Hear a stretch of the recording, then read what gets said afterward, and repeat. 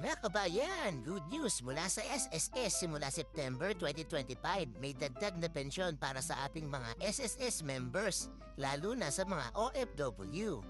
Yes! Ayon mismo sa SSS, magkakaroon ng 3 years pension increase program. Simula September 2025, tataas ng 10% ang pensyon ng mga retirement at disability pensioners at 5% naman para sa mga survivor or death pensioners. Hindi lang yan, sa September 2026 at September 2027 ay may dagdag ulit hanggang umabot sa 33% total increase sa loob ng 3 taon. At ang pinaka-good news, walang dagdag na hulog o contribution. Automatic papasok ang pensyon ninyo at increase, kaya siguraduhin lang na update ang SSS account, bank details mo at contact information nyo.